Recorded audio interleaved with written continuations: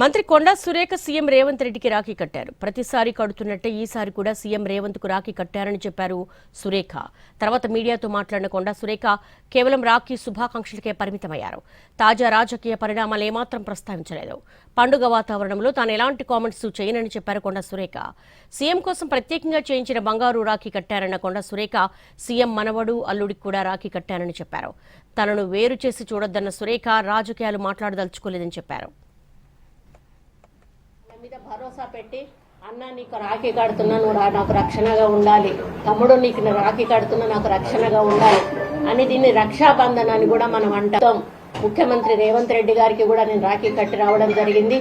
వారికి కూడా మా ఆడపడుచులందరి దీవెన కూడా ఉంటుంది. వారి మంచి సుపరిపాలన అందించాలని, తెలంగాణను అన్ని రంగాల్లో అభివృద్ధి పథంలో నడిపించడానికి వారికి శక్తిని యుక్తిని ఇవ్వాలని, వారి ఆశీర్వాదం కూడా మా ఆడపడుచులందరి మీద కూడా ఉండాలి. సీఎం రేవంత్ రెడ్డి ఆశీర్వాదాలు కూడా ఆడపడుచులకు ఉండాలి అని ఆటోమేటిక్ గా అందరూ లేదండి. అట్లా కొండా సురేఖ అనేది సపరేట్ చేయకండి, కొండా సురేఖ అని సపరేట్ చేయకండి. నేను అందరి ఆడపడుచుంటా. అందరి ఆడపడుచుంటే గ్రామీణ ప్రాంతం నుంచి మొదలు పెడితే పై వరకు అందరికీ ఆయన ఆశీర్వాదం ఉండాలని చెప్పి నేను కోరుకుంటున్నాను. వాళ్ళ మీద భరోసా పెట్టి